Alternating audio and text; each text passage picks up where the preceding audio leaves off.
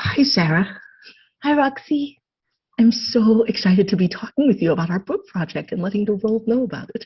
I am also very excited. I'm excited that we are taking matters into our own hands and asking our community for support and for commitment and for engagement in this very important question of bringing compassion and heart and thoughtfulness and care to anti-racist conversations. Yes. And you mentioned asking our community for support. And it just reminds me all the times I teach, every single time someone says, "Where's your book?" And it's like, now this is your chance to We make this have book a it. reality. We have this book for you all. We just need to have the publisher know that you all want the book Mm-hmm. and the books, because we have two books planned. One of the books is Anti-Racist Conversations, which is Roxy's work as she's been developing it and as many of you have been taking her classes. And the second book is our combined look at the relational neuroscience of self-compassion, with a lot of information about why self-compassion is hard with anti-racism, where we get hung up, and what are some really solid self-warmth tools for getting through and thriving rather than just surviving while doing world-changing work. Yes. And this is what we want to talk to you about. We want you to tell you a little bit more about what our books are and then why you'd want to read them. So, as Sarah said, we have two books. And the first book is a book that I'm writing. And that book is called Antiracist Conversations. And in that book, what I'm going to try to do is to bring together all of the body of knowledge that we know about nonviolent communication and Kenyan nonviolence and talk about how we can use those combined body of knowledge to get to a practical way to talk about and to have conversations that deal with racism. And this, I can't tell you how excited I am about this because what I've heard, a couple of years ago, I did a talk at a college on for Martin Luther King Day. And one of the things that one of the students said to me, she was actually the MC, was, "I've always followed Dr. King's work, but it always sounded like he's this amazing person and I could never be that person." And what I'm hoping to do with the book is to show us that we can all be that person. We can all be the person who combines these bodies of knowledge and learns how to show up for these conversations in ways that's effective and transformative. Yeah, yeah, that has like a fierce, uncompromising hold on what is right and what is true, and also holds with compassion and gentleness everybody's effort to create beloved community and have a sense of being in it together. Yes, you use that word fierce, and I think that's the part that I really want to hold on to because many of us are stuck in this challenge of I can either be fierce but harsh and I actually break relationships, or I can be super compassionate and nice, but then I'm not speaking truth. That's right. And I truly believe there's a way to be both, to show up, to speak the truth unflinchingly, Yes. but in a way that builds community, that brings us together. So this is why we are so excited about Roxy's book. Mhm. And this is why we're turning to you, because Roxy hasn't written a book before. I've written some books before, so the publisher's like, let's put out Sarah and Roxy's book together first. But that's not what we want to do.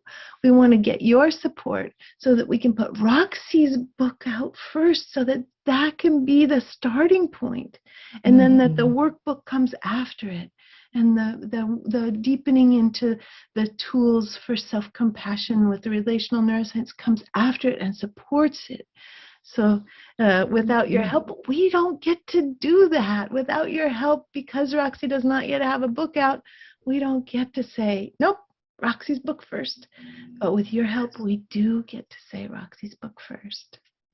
And I think there's something important to name that the publisher loves both books.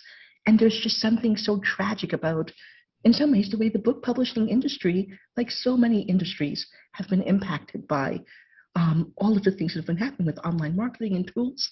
And so this is a great publisher, a B Corp publisher, that's committed to doing good in the world, and they've got to be able to pay their bills. And Yeah. so we're trying to show them that they can take the risk on putting my book out first. Yes. Yes. And Sarah, I'd love you to talk a little bit about the combined book. So with the combined book, what we'll be looking at is the different ways in which challenges arise. Okay, so now we're committed to this path. We have a sense of being able to access our fierceness, and that it's possible to bring together both fierceness and warmth. What are the bumps? What are the speed bumps that come up for us?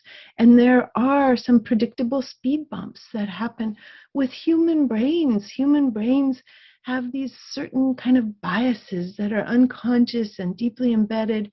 And there are some wonderful tools that allow us to begin to unpack and become more free and not have to live at the mercy of our own brains. So that's kind of the tack that the second book takes. The second book is called The Antiracist Heart, and it supports the longing we have to be in the world with both fierceness and compassion and warmth, and names different things that get in the way. One of the big things that gets in the way is, surprisingly, the desire that everybody has to do no harm in the world. And so if we have like a contract, an unconscious contract with ourselves to do no harm, and we start to learn about structural racism, we all of a sudden have this horrifying download that we're living in and contributing to a system that is based on harm. And how do we integrate that for ourselves? How do we continue to walk forward and stand tall when we have to hold the collective responsibility that each of us hold, depending on what our privilege groups are, and to hold an expansiveness and an inclusion for all?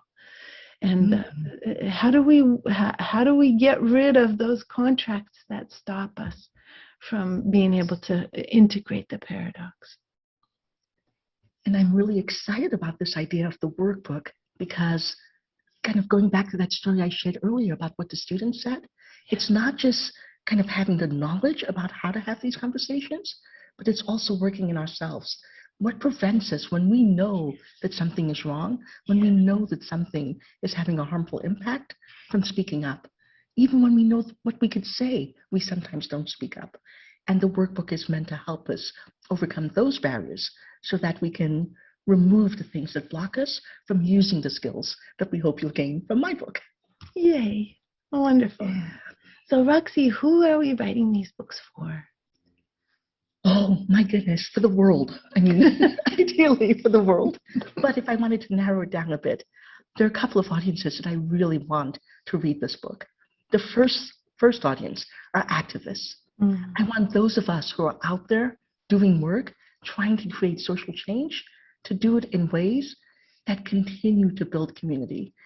I so strongly believe in Dr. King's vision of building beloved community, and that means that we need to be able to call people in, not out. Let people know what you're doing is not okay, it's causing harm, and here's how we could do it differently together. We need to be able to identify what keeps people doing those things that are causing harm and help show them a different way. So I want activists to really read this book, both books, and find ways to show up in the world so that we can do our work effectively and not create more disconnection that then becomes something else we have to take care of and clean up in order to create the world that we want to see. So that's one group. And another group will be folks who are just in general, not activists, but very interested in anti-racism and very interested in how to begin to transform the structures that we all live within that have so historically been in which the structures that we live within, which have codified inequality, that have made anti-racism thought and work and policies actually illegal. We need to be informed We need to be able to see with clarity. We need to be able to speak publicly. We need to be able to speak privately. Everybody who has any interest at all in this, activist or not, I think will benefit very greatly from these books. And I also want the book for people like me, people who've been impacted by all of these systems, right? Yeah. Because I've been doing some work on helping people learn how to stand up and respond to microaggressions. And what I've heard from the people from the global majority who are doing that work is that there's a freedom that comes when we learn that we can actually name these microaggressions when they happen. We can name anti-racist acts when they happen and show up in ways that allow us to speak our truth, and in ways that also address some of our concerns that I want to speak my truth without burning down the house, right? Because I got to live in this house. I want to speak my truth in a way that helps shore the house up, make us stronger. Mm-hmm. So we wanted to share a little bit about what we're doing with you and invite you to join us in supporting this. Yes, you can take action. You can take action today and now. You can buy 1 book. You can buy 2 books. You can buy a dozen books to help us with the pre-orders for the publisher. And if you enjoy learning from Sarah and I, you could even sign up to get books and join a class that we'll be teaching. So after both books are published, we're going to go through and actually have a book group and work through the book, and you can be one of the few people who get to be in that book group. So any support you offer us is welcome, and it will help bring my and our dreams to life. Thank you. Thank you.